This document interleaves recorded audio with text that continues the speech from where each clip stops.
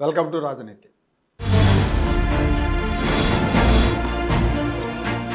అల్లు అర్జున్ గారి అరెస్టు, జైలుకి వెళ్ళటం, ఒకరోజు రాత్రంతా జైల్లో ఉండటం, దీనికి కారణం ఆంధ్రప్రదేశ్ ముఖ్యమంత్రి చంద్రబాబు నాయుడు గారు, ఉప ముఖ్యమంత్రి పవన్ కళ్యాణ్ గారు. విచిత్రంగా అనిపించట్లా? ఎక్కడో తెలంగాణ గవర్నమెంటు, తెలంగాణ పోలీసులు కేసు పెట్టి, తెలంగాణ హైకోర్టు ఆయనకు బెయిల్ ఇచ్చి, తెలంగాణలో నాంపల్లి కోర్టు ఆయనకు రిమాండ్ చెప్పి, ఈ పరిణామాలన్నీ జరిగి ఒకరోజు ఆయన జైల్లో ఉండి బయటకు వస్తే దానికి కారణం ఆంధ్రప్రదేశ్ ముఖ్యమంత్రి చంద్రబాబు నాయుడు, ఉప ముఖ్యమంత్రి పవన్ కళ్యాణ్ అని సుప్రసిద్ధ పత్రిక సాక్షి, జగన్మోహన్ రెడ్డి మానస పుత్రిక, జగన్మోహన్ రెడ్డి భార్య భారతిరెడ్డి చైర్మన్గా ఉన్న సాక్షిలో రాశారండి. అంటే వీళ్ళ దుష్ప్రచారం ఎలా ఉంటుంది అంటానికి ఇది ఒక నిదర్శనం అనమాట. అల్లు అర్జున్ ఎదుగుదలను చూసి ఓర్వలేక కొన్ని నెలలుగా ఒక పద్ధతి ప్రకారం దుష్ప్రచారం చేస్తున్నారు.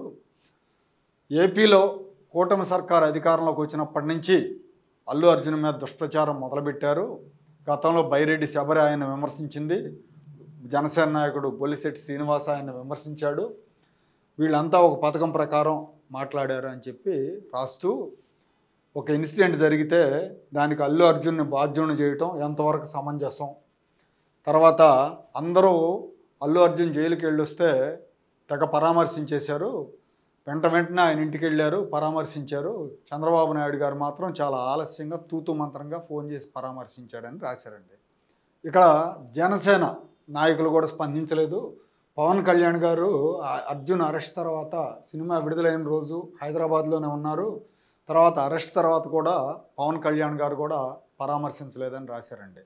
అంటే వీళ్ళేదో పథకం ప్రకారం అల్లు అర్జున్ అరెస్ట్ చేయించారు అన్నట్టుగా రాశారు. వీళ్ళ విద్వేష ప్రచారం ఎలా ఉంటుందనేది చూడండి. మామూలుగా అయితే అల్లు అర్జున్ని శబరి విమర్శించారంటే విమర్శిస్తారు. శబరి కాన్స్టిట్యున్సీలో శబరి నంద్యాల లోక్సభ నుంచి తెలుగుదేశం అభ్యర్థిగా, కూటమి అభ్యర్థిగా పోటీ చేస్తూ ఉంటే అక్కడ వైసీపీ అభ్యర్థికి ప్రచారానికి వెళ్ళాడు. మరి విమర్శించక మెచ్చుకుంటారా? మా అల్లు అర్జున్ భలే వచ్చాడు, మా ప్రత్యర్థికి ప్రచారం చేసిపోయాడని మెచ్చుకోరు కదా. విమర్శించారు, అది ఎన్నికలు, విమర్శిస్తారు కూడా.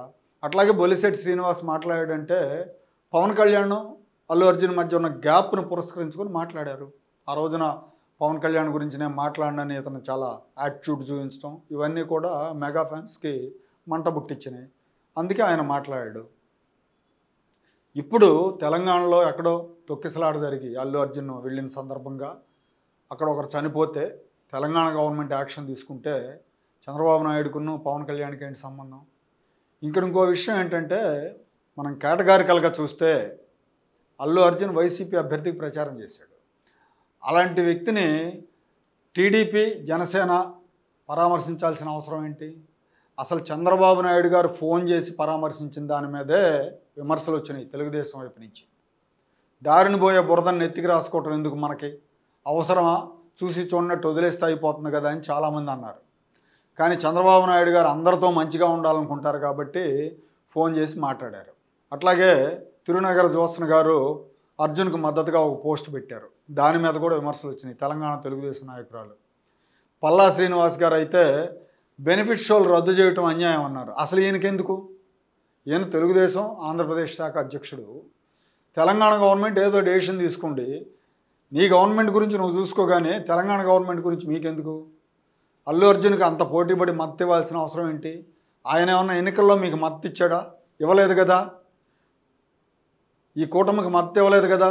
తన సొంత బంధువు పవన్ కళ్యాణ్ పోటీ చేస్తుంటే ఒక ట్వీట్తో సరిపెట్టి వైసీపీ అభ్యర్థుల ప్రచారానికి వెళ్ళాడు కదా. ఇవన్నీ తెలుగుదేశంలో చర్చ నడుస్తూ ఉంటే ఈ సాక్షివాడు తెలుగుదేశమే ఇరికించింది అల్లు అర్జున్ అన్నట్టుగా రాశాడండి. సో మళ్ళీ అదే డిమాండ్, ఈ దొంగ సాక్షిని మూసేయండి. ఈ దొంగ సాక్షి ఉన్నంతకాలం రాష్ట్ర ప్రజలకు ఇలాంటి తప్పుడు సమాచారాలు ఇస్తూ ఉంటుంది, విద్వేషాలు విషాలు కక్కుతూ ఉంటుంది, విద్వేషాలు రెచ్చగొడుతూ ఉంటుంది, ప్రాంతాల మధ్య, కులాల మధ్య, సినిమా ఫ్యాన్స్ల మధ్య. వాళ్ళని కూడా వదలదు. ఈ సాక్షి యాజమాన్యం మీద కఠినమైన చర్యలు తీసుకోవాల్సిన అవసరం ఉంది.